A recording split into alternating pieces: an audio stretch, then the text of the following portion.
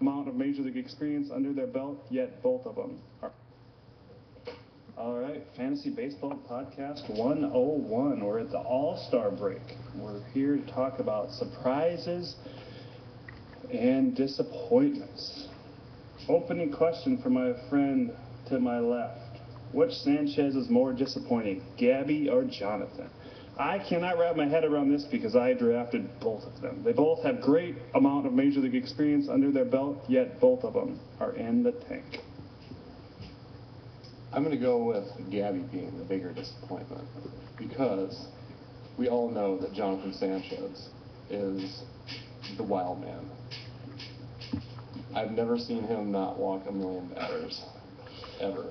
But at least in the past he could strike people out. That's true, but wow. And I'll take a strikeout per inning as long as the ERA is under 5, but now it's almost at 7 yes, again. That's absolutely correct. He's got an excellent strikeout rate. His career supports that. But yeah, they should have seen this coming. Switch to the AL. Is the NL West really that bad where he can strike out a batter an inning there, and now he can't even strike out Alexi Casilla? Yeah, I believe so. Jack Hanrahan? Yeah. But to be fair, Gabby Sanchez is pretty terrible too.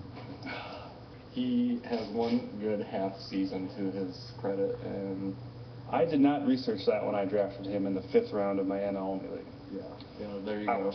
go. Yeah, I never do that NL AL stuff, but yeah, you should stay away from Gabby next year.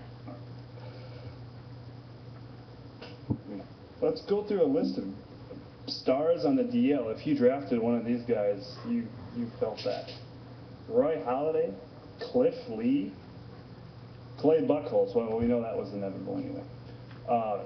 The hitters, though, Evan Longoria, Ellsbury, Tulo, Kemp, Ryan Zimmerman, Jason Worth, and who's Lorenzo Cain? Anybody know who Lorenzo Cain is?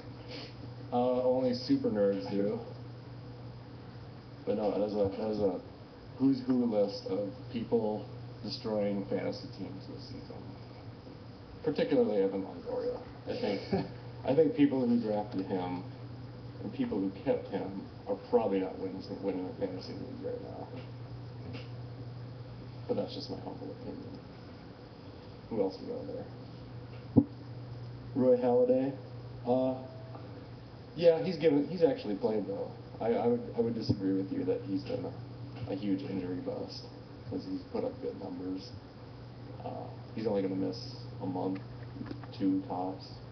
He's my big injury bust because same NL only league, I took him in the 1st round, 5th overall. I see.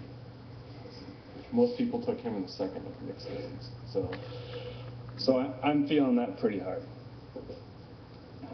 I understand. Moving on, some more disappointments. I guess Jemiah Weeks, I don't know. I kind of saw that sophomore curse coming, but the guy had almost no minor league experience, came up in the majors and showed some flash. And I don't know if I'd call it a sophomore slump. It's more a sophomore leprosy. Because, sweet Jesus, that was a regression I didn't see coming. Because while he hit, 300 last year, and he didn't show a lot of walks, plate discipline, I expected that to drop, but not like 100 points. But that same to be said, Ricky Weeks is exactly. He's probably doing better than his brother. 200 himself, so maybe there's something happening in the family. Yes, maybe they're both actually coming back on strong now, but we'll see. Let's talk about closers while we're talking about injuries. This is the year, huh? Been following that. It's the year. It's the year that the closers are going to ruin people's lives when it comes to fantasy sports. Is it time to go back to the 2-3 inning closer of the Goose Gossage era? Why? So they can blow out their elbows even faster? I just really wanted to work Goose Gossage's name into this somehow. So there we go. Fair enough. But if you think about it, more honestly, if you think about it, can you think if you have a prized possession starting pitcher that you drafted, would you want to put him in that closer role maybe for the first couple of years so he gets major league experience? Say he throws 2 or 3 innings a night? See, I disagree with that because look at Netafali Feliz. They wanted to make him a starter so bad, and he was a starter, and then they just plugged him into a hole that they had, and now they've got this brilliant young pitcher who's not dominant in any particular way, shape, or form, plus he's got a major elbow injury. So, and then another case in point would be Daniel Bard. Oh, that was the worst decision Boston made in the offseason. Right. And hands down, they took. Let's take the best setup man who throws nothing but 98 all the time and make him a starter. I don't get that at all. Right. That being said, a few years ago, they did the exact opposite, and Papelbon was an awesome starter in the minors, and they plugged a hole and made him a closer, and now he's Right. But that was always the discussion, like when are they going to make him a starter? And then like after 2 World Series, they finally decided. Well, excuse me, he wasn't in the first one, but yeah, after a World Series, they decided that he was a closer. But no, with all the elbow injuries, like Joaquin Soria, he's the main reason I'm not winning a fantasy league right now. He was my #1 overall pick in my dynasty league. Luckily I didn't keep him over Shin-Soo Choo. That would have made me feel just a little bit better about all of that. Psych. But no, the one league I'm totally dominating in, it's been nothing but a carousel of relievers. Like Tyler Clippard has been my best closer. Yeah, Clippard's looking actually pretty good. I got him in my NL only league. I might want to keep him actually. Just we'll see. Anyway, moving on to some more disappointments. What on earth happened to Adam Lind? Remember all that promise? He seems to have the Aaron Hill syndrome that happened in Toronto a couple of years ago too.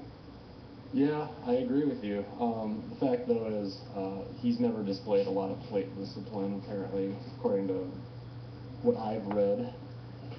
So the 250 batting average that you've been seeing out of him is probably what you can expect from the rest of his career.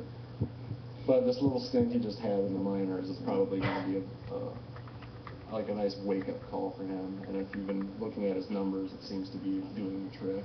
I was going to say, if you own him, you would love for him to be hitting 250 right now. Right. And, if you look at the small sample size of his return, he is hitting roughly 250, I think maybe even higher. I do own him in my Dynasty League, and I'm planning on picking him up in another league if I can. So, because like all smart gentlemen, I trade Mark Teixeira and Chase Utley for Tim Lincecum before he turns in the 2 worst starts of his career because he needs a pitcher that bad. I gambled in that Lincecum pool too. I traded Trevor Cahill and Wandy Rodriguez for him. I was all happy until those last 2 starts. Yeah, but Wandy's fine and all, but Trevor Cahill, come on. Who cares? You roll those dice. Yeah. You roll those dice. Yeah. You and Wandy, you roll those dice. Those are nobodies at the end of my draft, as far as Lincecum's concerned. Now, granted, obviously, hindsight's 20/20, yeah. And Lincecum's making us look like a bunch of idiots. But you have to think that something is going to change, or he has a torn elbow ligament.